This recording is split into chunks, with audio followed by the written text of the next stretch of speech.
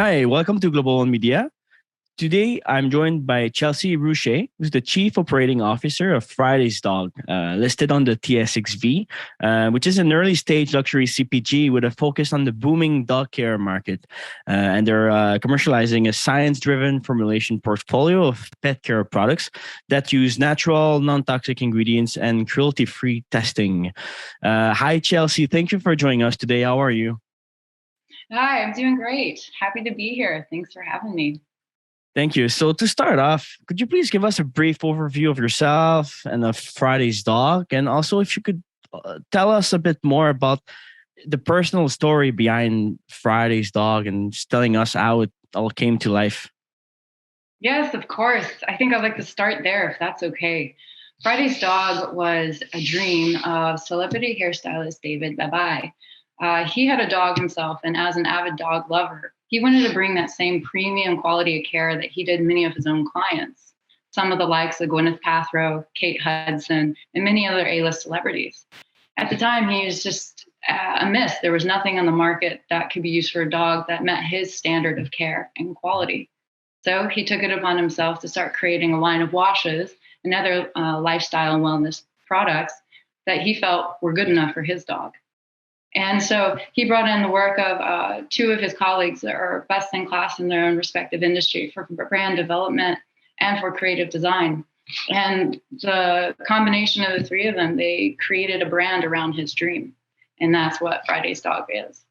It started, took about 3 years of research and development and building and fine tuning that brand with on-site groomers and veterinarians to really make it the standard of care that David wanted. And that's where the origin story of the brand has come from. Very cool. Yeah. Lovely. And I know your product portfolio consists of wash and care products, mitigated aids, premium calming treats, grooming tools. So how well do dogs respond to your products, and what makes your products different from other pet products in the market? That's a great question.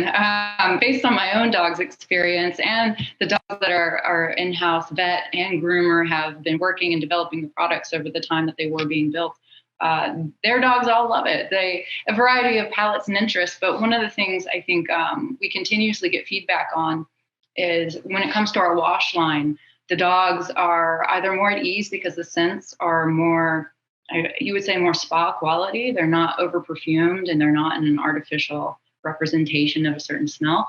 And so dogs are a bit more calmer with it. Also, after a bath, we see that with many people in a variety of their breeds and a variety of the conditions and ages of their dogs, they're much, I guess you could say, this soothing and more moisturized, not just shiny and clean and vibrant, but also the dogs are much happier. They're a bit more comfortable in their own fur, if you will.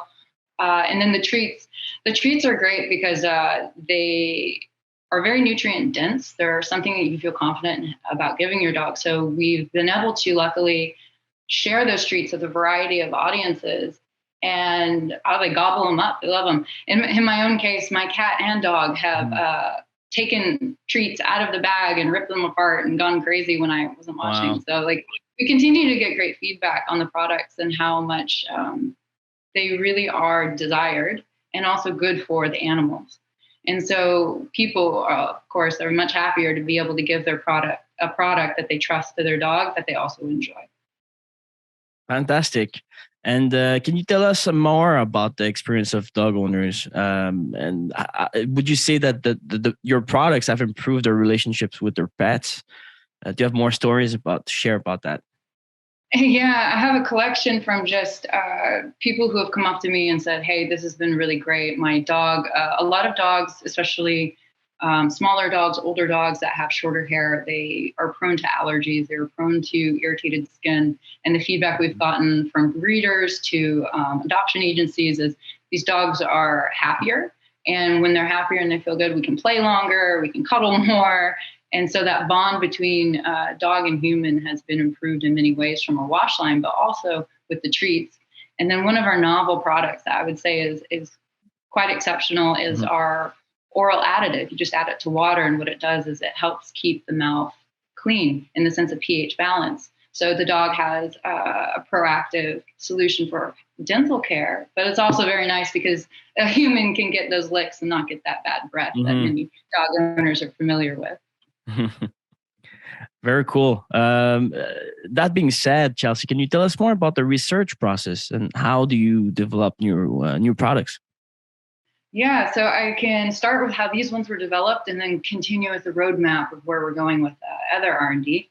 So the current SKU lineup, it was a tedious process of formulation, manipulation, and also testing, working with our in-house veterinarian and groomers to kind of get every single ingredient verified, reviewed, ensure that the dogs are responding well, not just well, but also like thriving with the products. Yep. And the people being able to use them, it's easy and overall a great experience in every capacity. The R&D for the original lineup took almost 3 years. And a lot of that was the partnerships and building with the formulations and like I said, the in-house experts. And then, of course, our number one consumer, our dogs. Right. So there's a lot of things that go into that process. And when we look at developing products for the future and the future lineup, that's a combination of things that don't exist yet, trends, what people are saying they need or what people say they want, or things that are becoming new niches. For example, this new lifestyle, having your dog with you every step of the day. That's something that more and more people are starting to do with their dogs. And it's changing the entire pet industry. It's changing the dog industry. And it's creating these opportunities for really amazing potential to enhance the bond with a human and their dog. And that's something that Friday's Dog's looking at. Our wellness and lifestyle lineup right now is just the beginning of the initial, everything you have to do to keep your dog healthy at the bare minimum. And then where we go from there is a constant feedback cycle, a constant exploration of what's new and good. And then also what's something we know we want that isn't there yet. Right. And just going back to the research and development process. So it's all done in the US, right? That's right. All of our products are made in the US, and many of our products have multiple rounds of third-party lab testing and analysis. Okay. It's a pretty arduous process. Yeah, I can imagine. Okay, that's great to know. And are there new products in development pipeline that you could tell us about now? Always. We're always thinking a few steps ahead, and we're constantly on the ground with expos, with pet leaders in industry and CPG, and also just our actual pets and what they are doing and what they need with our lifestyle changes. Yes, we do have more products coming, products that are specifically targeting a solution to a need. Products that can enhance the bond and the everyday interaction a person has with their dog. We're kind of, without giving too much away, we've gotten a lot of positive feedback and a lot of feedback from different markets we weren't expecting that want our products. So how do we develop to make the best in class products for those markets? Meanwhile, always doing right by dogs with premium ingredients and purposeful design. Fantastic. So as a last question, what factors do you think will help Friday's Dog outperform the market? And what exciting developments should investors and or reviewers be looking out for in the coming months? Yeah, of course. I would say there are a few initiatives tied to Friday's Dog brand now and its core principles that will pave the way for a sustainable scaling, partnerships, tight-knit groups.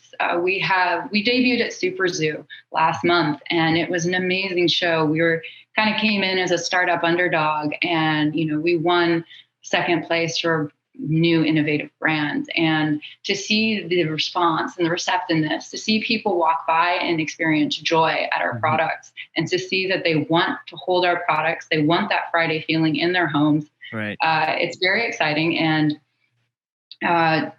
we're now basically shifting our roadmap from the influx of traction, the actual demand from different groups, and to see the opportunities ahead.